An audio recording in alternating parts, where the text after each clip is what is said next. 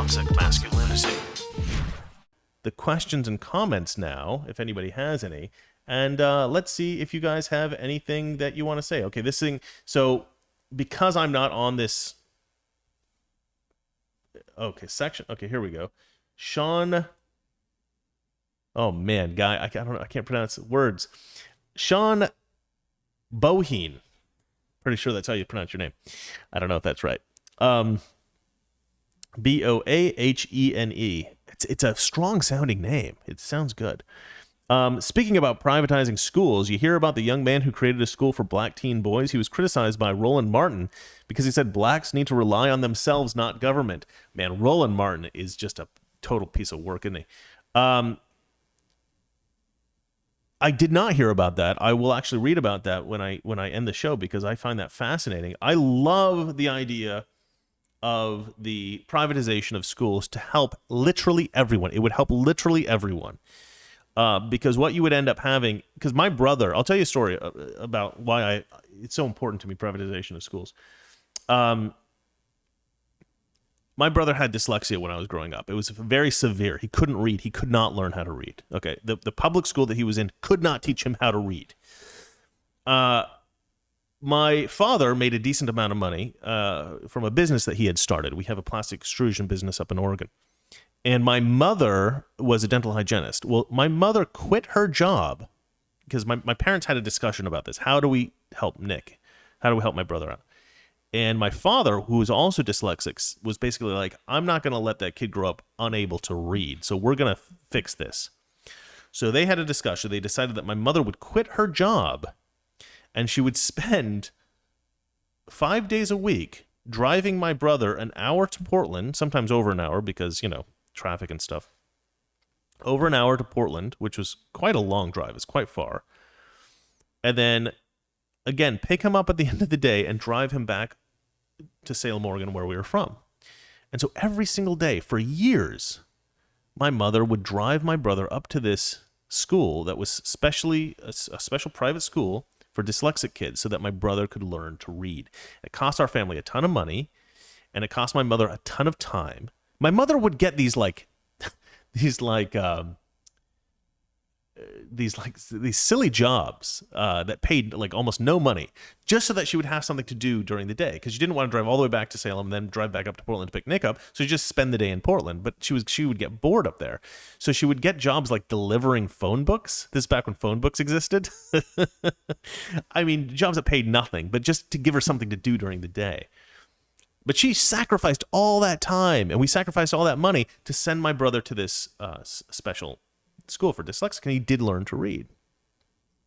But that got me thinking, because I had other friends that were dyslexic in Salem, and I realized that we were very lucky as a family. Because when I was born, we were very, very poor. Like, my family was very poor when I was like a little kid. But by the time my brother was in high school, or I think it was maybe junior high, we had enough money that my mother could quit her job and she could spend time doing this for my brother every day. And this was a sacrifice that could not have been made by most families that I knew. And so we were in this terrible situation where there were probably hundreds, maybe even thousands of kids.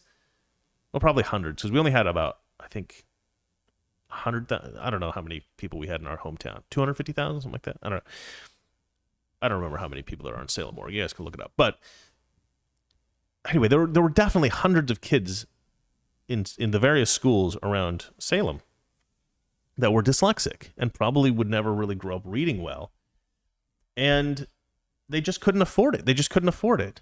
They couldn't afford the time. They couldn't afford the cost of it. My family could. We were very, very lucky.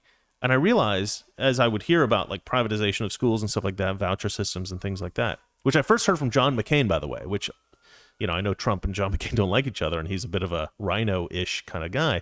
But I liked that. I liked that he pushed this school voucher thing. This is when I first heard of it. And I thought, that's genius. Because if you could have a private school that the government paid the students to go to, or, paid the school for the students to go to in Salem, every dyslexic kid in Salem would have been able to learn to read. It's a disgrace that we don't do this sort of thing in this country. It's sickening, and it's all because of the flippin' teachers unions. They're too powerful. They're flippin' evil. They're horrible. This tenure system is awful. Teachers unions, they need to go. We need to fight the teachers unions. They're the worst thing that ever happened to this country. Well, that's probably not true. but they're not good. Okay. Sean Boheen also wrote, "I'm sorry, the young man said don't rely on government, and that's why he was criticized." Yeah. Okay. So he was just mending what he said there. And then he's written, gave me another $15. Thanks, man. Oh, that was the first thing, privatization of schools. And then he wrote, sorry. Okay, so that's all of the super chats. But, I guess you guys probably sent me a lot of more other super chats earlier, but I didn't find them. Let me kind of try to go through these. All right, Daniel J. Corica, our patron Daniel here. "My grandparents came here legally in the early 1900s. My grandfather served in the army. I find this current situation insulting." I know, you guys, like, most of us have people who immigrated into this country at some point or another, and they all came in the right way, and they all worked really hard, and they all had a certain mentality of becoming Americans. Valeria wrote, "You missed so many super chats. I bought one for $99 in the beginning, and the other people were buying super chats. Now they all disappeared. I'll look through it, okay? See, this is why I need you here, darling. You can't just disappear on me for your work." All right, well, let's see here. Okay, so somebody's written a super chat down here at the bottom. Okay, this is Nathaniel. Nathaniel, I know you, Nathaniel. Thank you. "I lived with a black roommate for 2 years. They taught me in detail how to game the system. They hadn't worked in 8 years and were bringing in $4,000 a month." That's insane. I used to work as a valet, and everybody I worked with is black, and I actually loved these guys, like literally loved them like brothers. I mean, we were like a family, you know. We were a good team.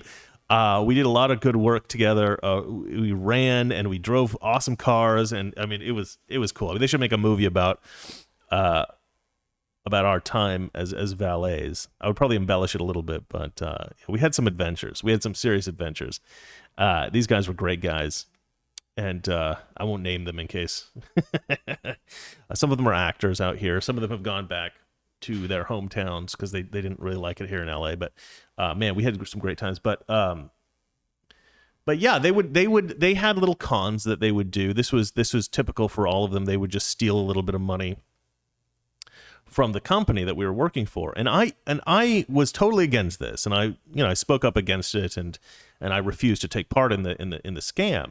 But the problem was they weren't taking that much money. But the problem was that I really liked it. These were really good guys, despite the fact they were stealing from the company, and they're just skimming a little bit off the top. But nevertheless, it was still stealing, and I'm not that kind of a person. I don't do that sort of thing.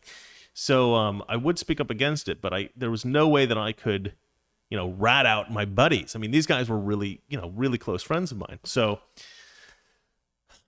but that certainly was going on there as well. But at least these guys weren't scamming the system in the sense they were taking welfare or anything like that. They were just skimming a little bit from the company that we were working for. But yeah, I mean, you get this with every group. I mean, there's white people who scam the system. There's black people who scam the system. There's Mexicans. I mean, I wouldn't want to racially profile a group for scamming, for welfare fraud. By the way, we should make clear, not a lot of people know this, 50% of welfare in America is welfare fraud. 50% of the money that we spend on welfare for poor people goes to welfare fraud. We should never reward people for crime. Never reward people for crime. So we really need to fix the welfare system. Okay, let me go through and try to find some more of these super chats. Scrolling. Let's see here. Huh, that's weird. I can't find any of the super chats. Valeria said that she sent one. Okay, let's see here. Big Mac. The Big Magic Box says, "Chris, you was a good guy. R.I.P. Bliat." Bliat. I think this must be Elena. This must be Elena. Well, what do you mean R.I.P.? Well, what did I say? I didn't do anything terrible. Yeah, I can't go back. I don't think I can go back to the other super chats from today. And Valeria's not here, so I am so sorry if I missed your super chat. I am actually very sorry. Let's read here. This guy Kyle Fuller wrote, "I just noticed that your thumbnail is 24th February 2021 instead of March." Oh crap! I better change that, huh? I grabbed the. I just saw the 24 and I clicked on it. All right, I'll fix that. Thanks for letting me know. Otaku Magnet wrote, private school vouchers would end up like college and hospital costs. Everything backed up by the government becomes extortionist. I don't actually think that's necessarily true. I don't think that's necessarily true. Some would, but some might not. What's Valeria saying here? Hold on. The wife is writing, ladies and gentlemen. Because the chats are disappearing, I will kill you. R.I.P. to you. Hey, I can't do the show and read the chats all the time. Like I'm not even on the. I guess I could have popped out the chat thing, but I'm not used to it because I always have Valeria here. I'm sorry, guys. That's what she meant. Okay, that's what Elena meant. I don't think anybody's going to kill me. Oh, did she write a super chat? Well, Valeria, just tell me what she wrote and I'll respond. Okay, let's see here. Dark Crusher said, I did figure out how to read, but I say stuff backwards all the time. Yeah.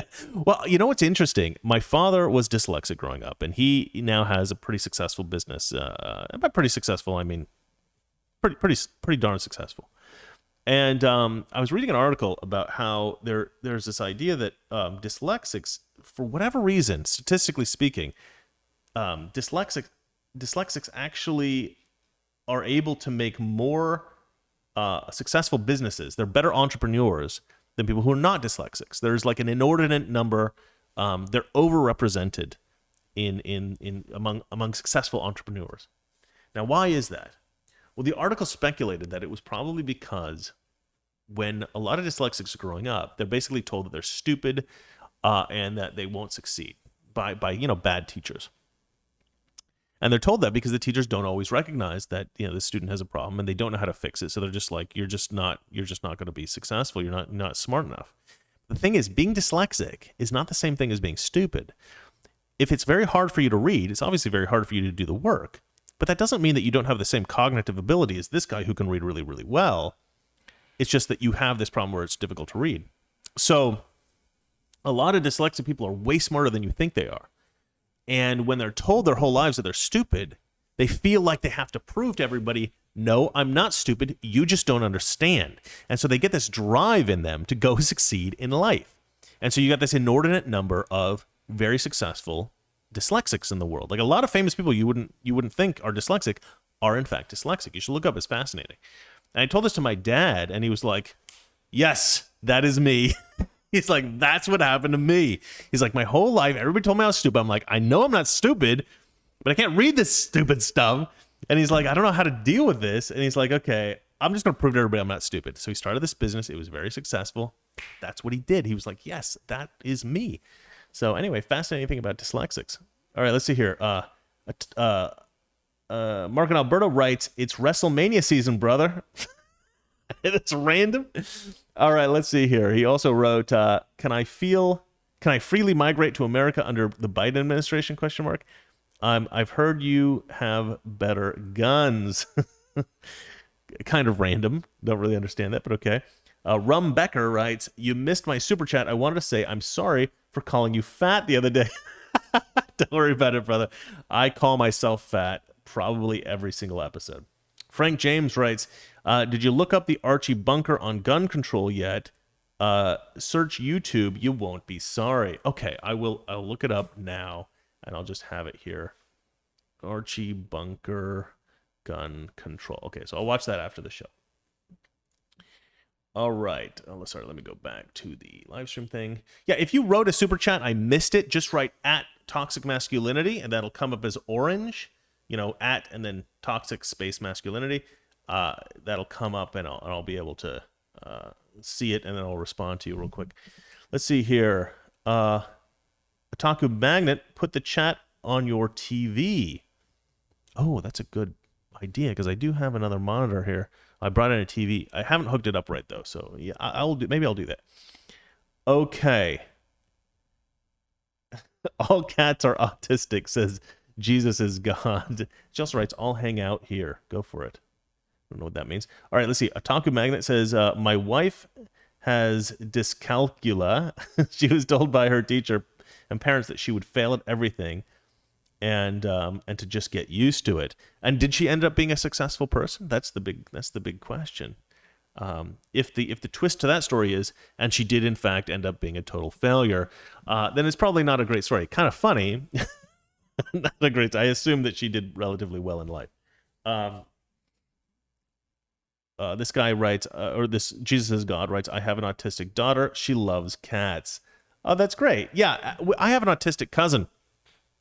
Autistic people are interesting because my cousin in particular, I don't know why, but she didn't like to be touched. She never liked to be touched, but she was a very loving person. She was a very good person, loving person, and we just got along very well. Every time I visit her in Pennsylvania, just what you know, they always say like autistic people have beautiful souls or whatever. I mean, she really did. She was just an amazing, wonderful person.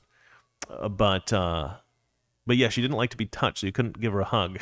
At least I could. But she was a little nervous around us, I guess, because we didn't visit that often. But very good person, very good person. Let's see here. Jesus is God says I showed her Aston, and she told that was an expensive breed. Yeah, it's a very expensive breed, and I never should have paid so much money for a cat. But because I'm allergic, that's the only one I knew that was hypoallergenic. I ran into a guy in Portland who had one on his shoulder, and was such a beautiful cat. And the girl I was with at the time, I know I was talking about my exes, but the girl I knew at the time, she loved cats, and she was like, "Oh, I want to pet that cat." So we went up, she pet him, and I said, "I can't." The guy was like, "You want to?" I'm like, "Nah, I'm allergic to cats. I can't pet the cat." But I love cats. I grew up with a cat, you know. And the guy said, "No. If you're allergic to cats, you're probably not allergic to this one. It's a Bengal." And between the fact that it was like the most beautiful cat I ever seen and the fact that I was not allergic to it, always made me want one. And so when I finally got enough money I could buy a Bengal, the big problem with me and Valeria, well, one big problem that we have is that we're both always home all the time, but I'm working like 90% of the time at home. So I always felt like I was neglecting her. Like she would just be sitting on the couch on her phone, and I'm sitting there doing all my work, and every once in a while I'd look over and I'd think, God, I'm a bad husband. So I wanted to get her a bird or a cat because she likes birds. But she said she didn't want a bird because birds are very loud and they knock their seeds around, so they're very messy. So we got Aston, and Aston turned out to be way louder than any bird ever. But he's pretty clean, so that's good. That's good. Let's see here. Okay. Okay, Otaku Magnet writes that his wife graduated college on her own despite being dyslexic. That's awesome, man. That's great. Your wife is very cool. Dyslexic people are actually usually very smart, very interesting, and very cool people. I very rarely met a dyslexic person that I didn't like. Although the ones that have hyperactivity, attention deficit disorder can be annoying, and you know, because sometimes those go hand in hand. I don't really know why. My brother has all of those issues: attention deficit, hyperactivity disorder. But of course, we love him to death because he's my brother. But he is an intense person. He's an intense person. Frank James wrote my name but didn't write anything. Let's see here. Ghostface Vanilla writes something nice for Valeria. Okay, I'll buy Valeria something for $10. Thank you, Ghostface Vanilla. That's awesome.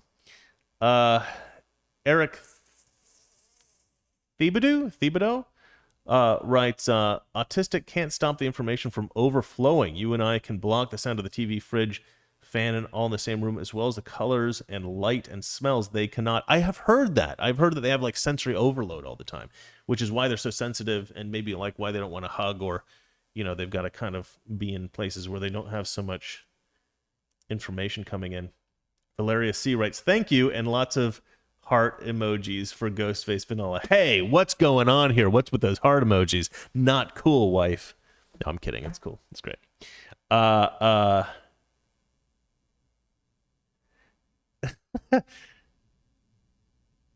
Let's see. Ghostface Vanilla gives a thumbs up to the wife. Maria Delport writes, Chris almost went an entire show without bringing up one of his exes. Almost. Yeah, it'll happen one day, I'm sure. Frank James said, did my super chat show up? I don't think so. Right? Oh, gosh. Write at Toxic Masculinity, and then write your question or whatever it is that you wrote for the super chat, and then I'll know what you wrote.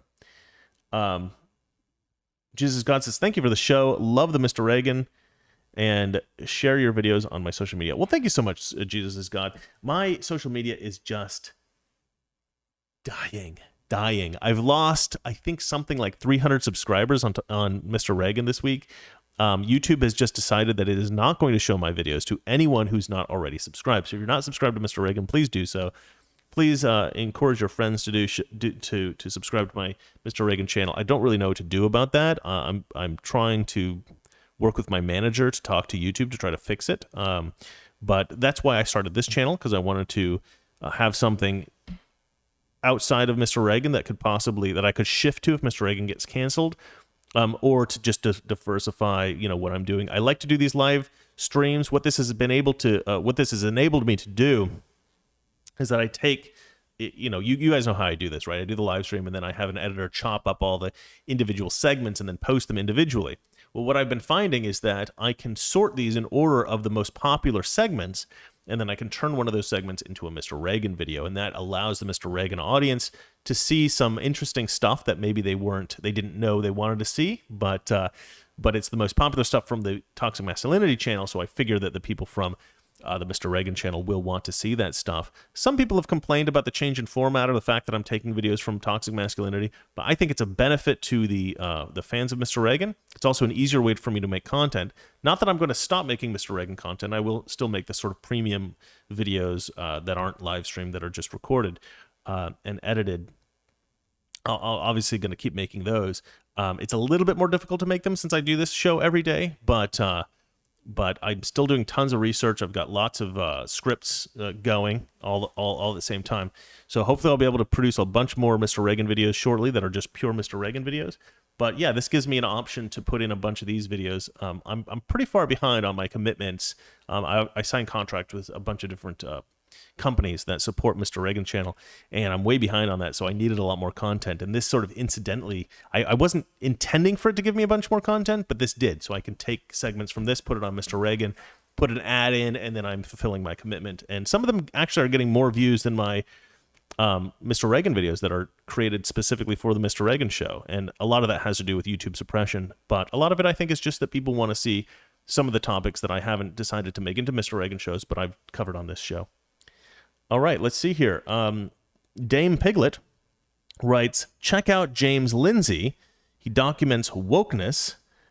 He's my brother, Andrew Bewart, in the house tonight. Oh yeah, Andrew Bewart. I like that guy. James Lindsay. He documents wokeness. James Lindsay. I'll write his name in here. Lindsay. All right, I'll check out. Looks like he's big on Twitter. I may actually follow him already. All right, well, I'll go ahead and check him out for sure. Thank you for that. And then Frank James writes, at Toxic Masculinity, there we go. Super chat. Mark and I are going to illegally cross into America to get in on the $4 billion and buy guns, AR-15s. Super chat was like $700. Oh, wow. You're lying. But I do appreciate the fact that you're going to cross the border, get some of our stimulus money, and buy AR-15s. That cracks me up. That whole AR-15 thing is so ridiculous. They think that they're M16s. I mean, that's the problem. The left thinks that AR-15s are M16s. That's what they think. They're wrong, obviously, but that's what they think. Maria Delport writes, your videos don't show up when you search it on YouTube. Well, they do, but there's like 200 less relevant results before yours. It sucks. I know. They hate me. Kiwana Hurt writes, what if you call your channel The Happy Socialist? Or do they actually watch your channel before preventing others from watching it? I think what they do is they have an algorithmic word search, and so they can whatever it is. I try to speak clearly, and I don't mince my words, which is a bit of a problem. I should talk in code or something like that, but I don't want to bother. I just want to be honest with people, and YouTube will definitely be able to catch a lot of the stuff that I say. I would say something like 2/3 of my videos get demonetized as soon as I post them. And then about 3/4 of the videos that get demonetized, upon review, get remonetized because there's nothing bad in them. And I would say that the quarter of the stuff that's demonetized and then manual review says that they do in fact violate their rules or something, or they're bad for advertising or something like that. They're not really. But the people doing the manual review are just wrong. Okay, there's nothing bad. I mean, you guys watch my show. You know what I think about things. I try to be. God, YouTube's crazy. We all know that. Frank James writes, I reposted the super chat. It's just above. No, I got it. Okay, guys. Are you using Rumble or any other video sites? I am using Rumble. I did try to use Rumble, but I didn't grow on that site at all. So I used Odyssey. So I have this channel mirrored on Odyssey. I think I also have it mirrored on BitChute. So you can check out my channel, any of those things. But I'm hoping that soon there are other better alternatives created, because I don't really like Rumble. I don't really like any of the alternatives. I think YouTube is so far the best. So we're going to have to figure something out to destroy YouTube. I don't know if it's possible because Google is a megalith company, but anyway. All right, well, that's it for me. Thanks for watching. Valeria, thanks for being in the chat. You guys are awesome, and I will see you guys tomorrow. It'll be a better show because Valeria will be here. Okay. All right, you guys have a good night, and we'll chat soon. Bye-bye. Toxic Masculinity. Weekdays, 9 p.m. Eastern, 6 p.m. Pacific.